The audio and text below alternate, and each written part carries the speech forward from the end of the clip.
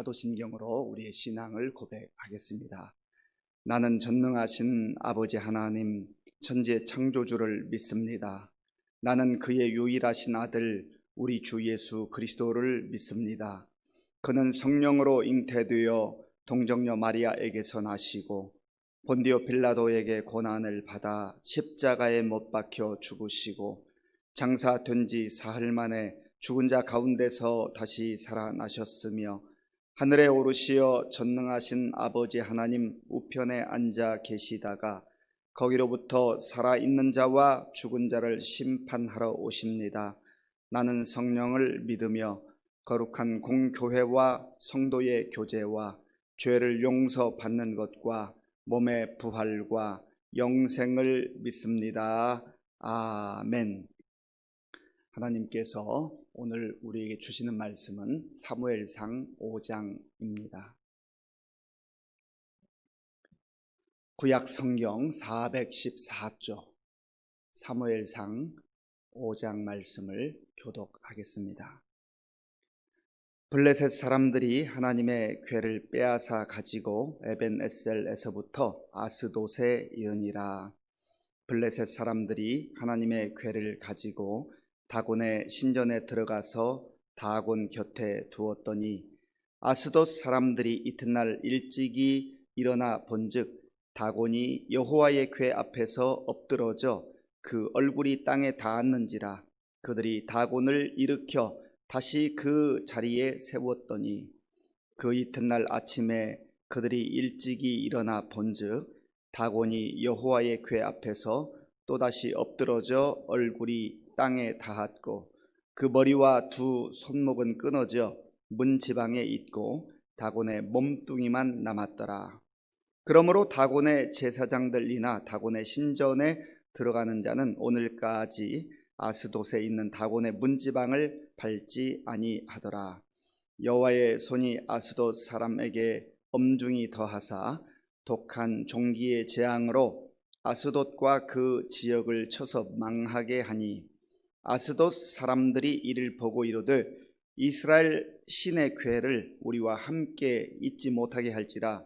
그의 손이 우리와 우리 신 다곤을 친다 하고 이에 사람을 보내어 블레셋 사람들의 모든 방백을 모으고 이르되 우리가 이스라엘 신의 궤를 어찌하려 하니 그들이 대답하되 이스라엘 신의 궤를 가드로 옮겨가라 하므로 이스라엘 신의 궤를 옮겨갔더니 그것을 옮겨간 후에 여호와의 손이 심히 큰 환난을 그 성읍에 더하사 성읍 사람들의 작은 자와 큰 자를 다 쳐서 독한 종기가 나게 하신지라.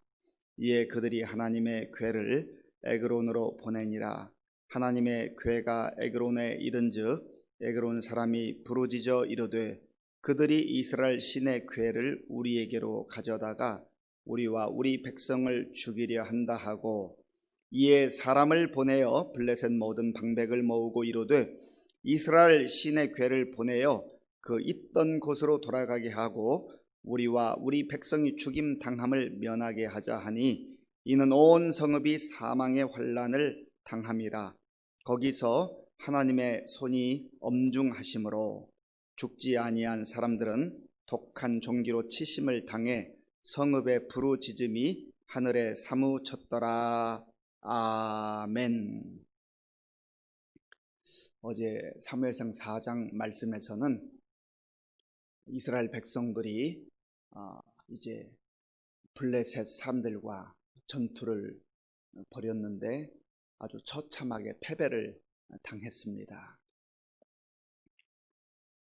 3만 명의 군사가 죽고 또 그전에는 4천 명이 죽고 많은 사람들이 죽었을 뿐만 아니라 이제 패배했고 또 하나님의 궤를 빼앗겼습니다. 그리고 당시 제사장으로 있었던 엘리 제사장이 그 패배의 소식을 또 그의 아들 홈리와 비느하스도 전장에서 죽었음을 듣게 되죠. 그 소식으로 말미암아 엘리가 98세 일기로 세상을 떠나게 됩니다. 그리고 그의 며느리 비느하스의 아내가 아들을 낳다가 죽게 되죠. 충격을 받았던 것 같습니다. 죽으면서 그의 아들의 이름을 이가봇, 영광이 떠났다, 하나님의 영광이 떠났다, 그러한 참 안타까운 그런 이름을 아들에게 남겨주게 됩니다. 그리고 이제 오늘 5장에서는 블레셋 사람들이 승리했으니 얼마나 그들 입장에서 기뻤겠습니까? 이 고대 시대에는 민족과 민족이 싸울 때에, 나라와 더불어 싸울 때에 자기들의 군사력을 가지고 싸우기도 하지만 특별히 신들의 전쟁이라 여겼습니다. 자기들이 믿는 신, 이 블레셋 사람들은 여러 종류의 신을 섬겼는데 그 중에 하나가 다곤이라고 하는 신입니다. 그래서 이 다곤이라는 신을 섬기고 있었는데, 이 블레셋 사람들이 모여 살던 그 도시가 5개 정도 있습니다. 제법 큰 도시가. 그 중에 한 도시인 아스돗이라고 하는 곳으로 이제 여호와의 궤를 가져가게 되죠. 우리 다곤 신이 우리를 도와서 저 이스라엘 사람들이 섬기는 신, 그 신을 상징하는 그 궤를 빼앗아 왔다. 그래가지고요, 아스돗에 있는 그 다곤 신전 그 옆에다가 이 여호와의 궤를 딱 갖다 둡니다. 그러면서 이렇게 얘기했을 거예요. 다곤 신이여, 참 당신만이 위대한 신입니다. 당신이 우리 민족을 지켜주셔서 우리를 도와주셔서 전쟁에 이겼습니다. 그리고 저 이스라엘 백성들이 섬기는 그 신, 그 궤가 여기 있습니다. 이거를 우리가 당신께 바쳐드립니다. 아주 전쟁에서 빼앗은 전리품처럼 여기면서 그들은 얼마나 기고만장했겠습니까? 그리고 다곤 앞에서 당신의 노예처럼 이 궤를, 저들의 신을 그렇게 여기십시오라고 했을 겁니다. 그런데 이 여호와의 궤라고 하는 것이 사실은 하나님의 임재를 상징하지만 이제 하나님께서 살아계시는데 이 블레셋 사람들이, 그 군인들이 거기 다곤 신상 앞에 갖다 놨다고 하나님이 포로가 되나요? 이스라엘을 지키시는 신이 블레셋 사람들이 생각하는 것처럼 전리품으로 전락하고 마나요? 그게 아니지요. 그래서 하나님께서 이제 역사하시는 장면이 오늘 본문에 등장하게 됩니다. 자, 우리 본문 2절과 3절을 같이 읽어보겠습니다. 블레셋 사람들이 하나님의 궤를 가지고 다곤의 신전에 들어가서 다곤 곁에 두었더니 아스돗 사람들이 이튿날 일찍 일어나 본즉 다곤이 여호와의 궤 앞에서 엎드러져 그 얼굴이 땅에 닿았는지라. 그들이 다곤을 일으켜 다시 그 자리에 세웠더니. 아멘.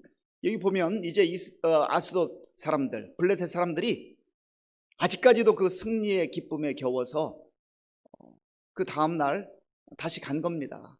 자기들의 신께 예배하러 갔겠죠. 다곤에게 예배하러 갔을 겁니다. 그런데 가보니까 그만 이 다곤 신상이 넘어져 있는 거예요. 깜짝 놀라지 않았겠어요? 뭔가 분위기가 이상합니다. 그렇지만 왜 이런 일이 일어났을까 궁금히 여겼지만 그들은 그 다곤 신상을 세우고 또 하루가 지나갑니다. 그때 4절을 우리가 같이 읽어보죠. 4절입니다. 그 이튿날 아침에 그들이 일찍 일어나 본즉 다곤이 여호와의 궤 앞에서 또다시 엎드러져 얼굴이 땅에 닿았고 그 머리와 두 손목은 끊어져 문지방에 있고 다곤의 몸뚱이만 남았더라. 아멘. 그 다음날 가봤는데 이제는 이 다곤이 넘어져 있을 뿐만 아니라 손과 이 머리가 다 그냥 토막이 난 거예요. 그게 다 분리돼 버렸어요. 그리고 몸뚱이만 남아 있는 겁니다.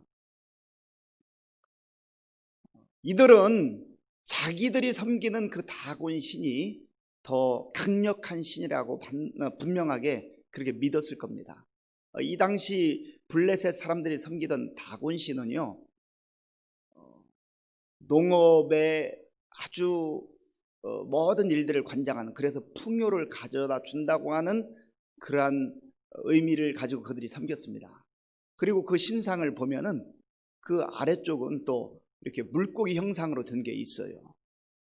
그런데 이 물고기 형상으로 만든 이유는 이 블레셋 사람들이 원래 해양 민족이라고 하는 해양 민족으로 알려져 있는데, 그들이 또 바다의 신도 섬기는 거예요.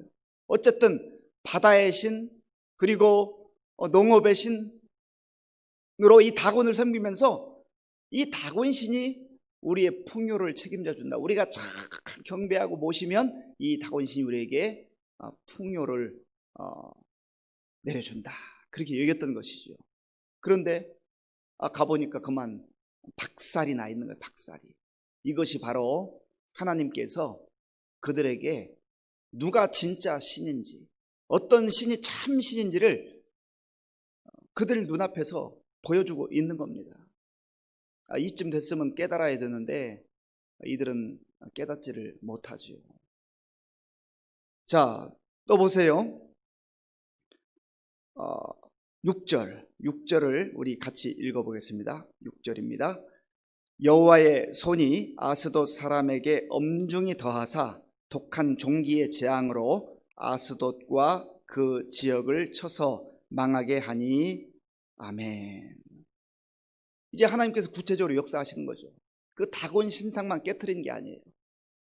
모든 우주 만물을 다스리시는 그 하나님께서 이제 그 지역에 있는 아스돗 사람들에게 독한 종기를 나게 하셔서 그들로 하여금 고통당하게 하고 또 죽게 하시는 그런 하나님의 진노, 심판을 행하셨습니다.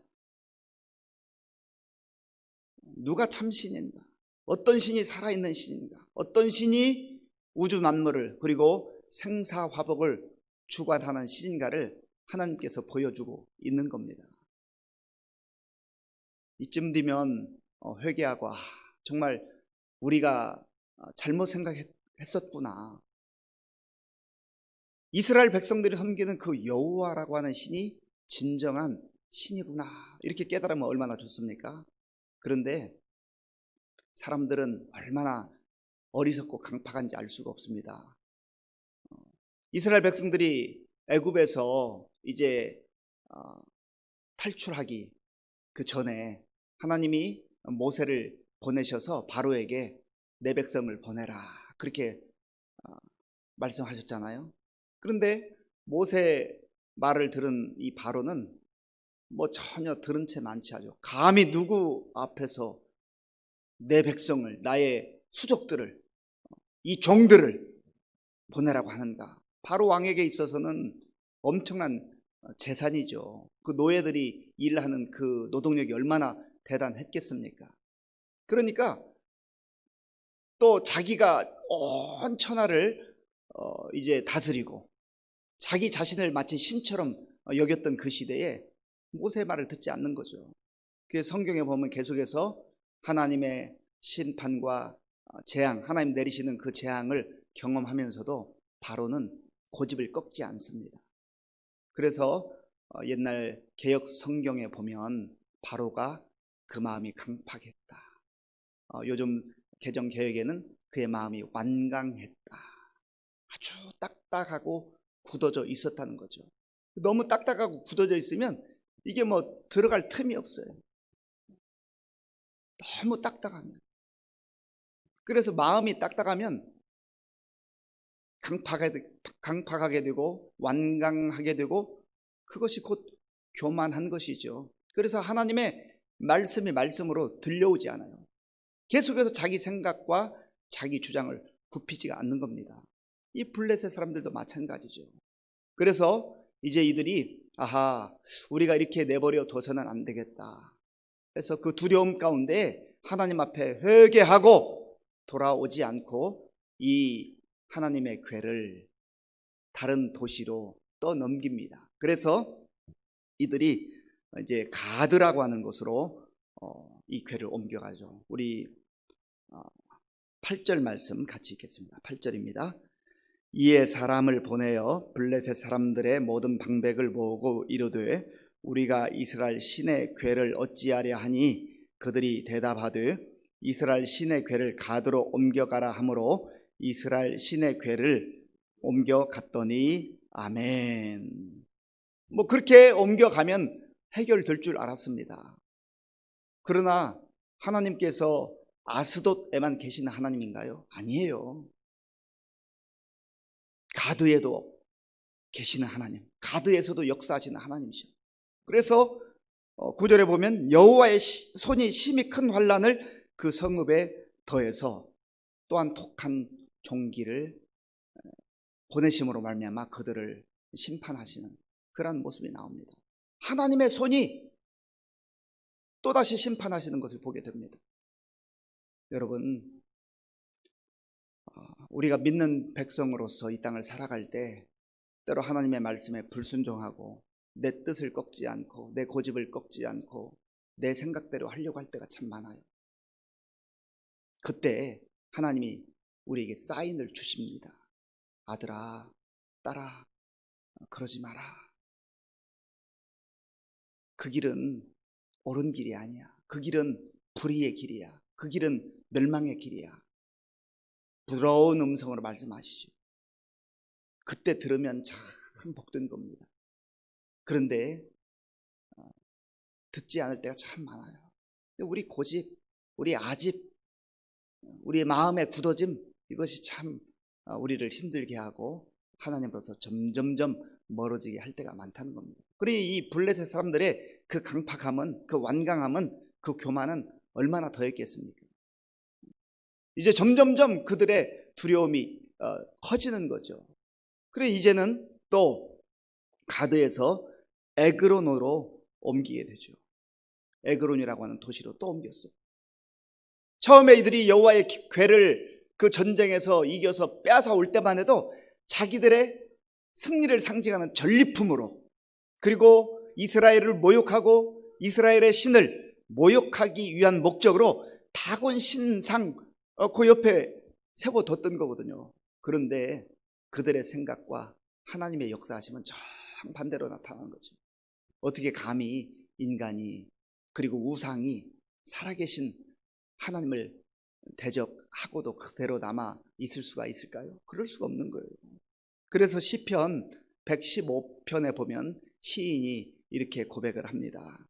그들의 우상들은 은과 금이요 사람이 손으로 만든 것이라. 사람이 만든 거라는 거예요. 사람의 욕망을 위해서, 야망을 위해서. 입이 있어도 말하지 못하며, 눈이 있어도 보지 못하며, 귀가 있어도 듣지 못하며, 코가 있어도 냄새 맡지 못하며, 손이 있어도 만지지 못하며, 발이 있어도 걷지 못하며, 목구멍이 있어도 작은 소리조차 내지 못하느니라. 우상들을 만드는 자들과 그것을 의지하는 자들이 다 그와 같으리로다. 우상은 아무것도 아니라는 거예요. 그냥 인간들이 자신들의 욕망을 채우기 위해서, 자신들의 야망을 성취하기 위해서 이용하는 그러한 형상에 불과하다는 겁니다. 하나님께서 이들을 가만히 내버려 둘 리가 없는 것이죠. 그 에그론으로 갔는데요, 또 에그론 사람들은 이제 그 소식을 다 들었지 않았겠어요. 그러니까 불안과 두려움 가운데 떨면서 이제는 그들이 모여가지고요, 이 여호와의 궤를 이제는 있던 곳으로 좀 옮겨야 되겠다. 우리가 이거 승리의 전리품이 아니라 이 여호와의 궤를 가지고 있으면 우리가 망하게 되었다. 망할 것 같다. 그렇게 그들이 이제 깨닫기 시작하는 겁니다. 그래서 자, 우리 11절과 12절, 11절과 12절을 같이 읽어보겠습니다. 이에 사람을 보내어 블레셋 모든 방백을 모으고 이르되 이스라엘 신의 궤를 보내어 그 있던 곳으로 돌아가게 하고 우리와 우리 백성이 죽임 당함을 면하게 하자 하니 이는 온 성읍이 사망의 환난을 당함이라. 거기서 하나님의 손이 엄중하심으로 죽지 아니한 사람들은 독한 종기로 치심을 당해 성의 부르짖음이 하늘에 사무쳤더라. 아멘. 사랑하는 성도 여러분, 오늘 본문에 보면 여호와의 손이라고 하는 표현이 여러 번 나옵니다. 하나님의 능력을 상징하는 겁니다. 하나님의 전능하심을 상징하는 거예요. 하나님께서 심판할 자들을 심판하시고, 하나님께서는 또한 그 능력의 손으로 택하신 백성들을, 사랑하는 자녀들을 보호하시고 붙들어 주시고 인도하시는 그 손입니다. 이 여호와의 손이 하나님을 거역하는 자들에게, 또 하나님 앞에 교만하게 행하는 자들에게는 진노의 손, 심판의 손, 두려운 손이 되는 것이지만, 하나님의 백성들에게는, 하나님의 자녀들에게는 이 손을 붙잡는 순간 넘어졌던 사람이 일어나는 거예요. 불안과 두려움 가운데 있던 자녀들이 그 하나님의 손 안에 들어오게 되면 평안함을 누리게 되는 겁니다. 그 하나님께서 오늘 저와 여러분들을 사랑의 손으로 일으켜 세워주시고 그 능하신 팔로 우리를 붙들어 주시는 겁니다. 그래서 이사야 선지자를 통해서도 말씀하셨잖아요. 두려워 말라, 놀라지 말라, 내가 너와 함께 합니다. 하나님을 신뢰하고 하나님을 아버지라 부르는 그의 자녀들, 백성들에게는 하나님께서 두려움과 걱정과 근심을 다 거두어 가기를 원하시고, 내가 의로운 손으로, 나의 의로운 오른손으로 너를 붙들리라, 그렇게 약속해 주시는 겁니다. 세상이 험하다고, 세상이 악하다고 우리가 두려움 가운데 빠지지 말고, 이 천지 만물을 창조하신 여호와 하나님, 다곤 신상을 깨뜨리시며 모든 신들 중에 신신, 참 신이신 여호와 하나님만을 우리가 의지하고 섬길 때 하나님께서 그 능하신 팔로 우리를 일으켜 세워주시고 붙들어 주시고 보호해 주실 줄로 믿습니다. 기도하겠습니다. 아버지 하나님, 감사합니다. 이스라엘 백성들이 처참한 패배를 당하고 블레셋 사람들이 자기들의 신 다곤이 승리를 준 것으로 생각했지만, 하나님께서 역사하셔서 누가 참 신인지를 오늘 본문을 통해서 우리에게 말씀해 주셨습니다. 세상에 헛된 것들 의지하지 말게 하시고 참 살아계신 여호와 하나님, 우리의 아버지 하나님을 온전히 의지하는 가운데 오늘 우리의 삶이 승리의 삶, 능력의 삶이 될 수 있도록 역사하여 주시옵소서. 오늘도 하나님 앞에 마음의 소원을 담아 간절한 마음으로 기도하며 드리는 예물을 기쁘게 받아 주시옵소서. 예수님의 이름으로 기도하옵나이다. 아멘. 주기도문으로 예배를 마치겠습니다. 하늘에 계신 우리 아버지, 아버지의 이름을 거룩하게 하시며 아버지의 나라가 오게 하시며 아버지의 뜻이 하늘에서와 같이 땅에서도 이루어지게 하소서. 오늘 우리에게 일용할 양식을 주시고 우리가 우리에게 잘못한 사람을 용서하여 준 것 같이 우리 죄를 용서하여 주시고 우리를 시험에 빠지지 않게 하시고 악에서 구하소서. 나라와 권능과 영광이 영원히 아버지의 것입니다. 아멘. 이 시간 우리에게 주신 말씀을 생각하면서 기도하시고요, 하나님의 능하신 손이 나를, 우리 가정을, 우리 교회를, 또 우리 자녀들을 붙들어 달라고 기도하십시다. 또한 우리나라와 민족을 위해서 기도할 때 특별히 비가 많이 와서 피해가 심해지지 않을까 우리가 정말 하나님 앞에 간구하며 도움을 청해야 되겠습니다. 또 우리 성도님들을 위해서, 우리 가정을 위해서 기도하겠습니다. 아버지 하나님, 감사합니다. 하나님께서 은혜를 베풀어 주셔서 오늘 비가 오는 가운데서도 첫 시간 하나님 앞에 나와 예배드릴 수 있도록 인도하여 주셔서 감사합니다. 아버지 하나님, 우리의 마음을 다하여 정성을 다하여 하나님 앞에 나올 때마다 하나님께서 그 능하신 손길로, 그 사랑의 손길로 우리를 맞이해 주시며 우리 연약한 손을 붙들어 주시며 인도해 주시니 감사합니다. 아버지 하나님, 우리가 비록 부족하고 연약하다 할지라도 하나님의 그 능하신 손을 붙들 때에 하나님께서 우리를 인도해 주시는 줄 믿사오니 하나님, 오늘도 우리가 주님의 그 능하신 손을 붙들고 세상 속에서 담대하게 살아갈 수 있도록 인도하여 주시옵소서. 행여라도 우리가 하나님을 점점점 떠나 정말 하나님과 멀어져 있는 그러한 상황에 있다고 한다면 하나님께서 우리를 부르시는 그 음성을 듣고 다시금 주님 앞에 돌아오게 하시고 우리의 마음도 생각도 우리의 삶도 정말 주님 가까이에서 늘 주님과 동행하는 복된 삶을 살아갈 수 있도록 인도하여 주시옵소서. 아버지 하나님, 또한 하나님만이 정말 모든 우주 만물을 창조하신 창조주시요 또 다스리시는 전능하신 하나님이신 것을 알게 하시고 그 하나님 앞에 우리의 모든 삶을 맡기며 그 하나님 의지하며 하나님만 바라보며 믿음으로 살아가는 우리 모든 성도들 다 될 수 있도록 역사하여 주시옵소서. 아버지,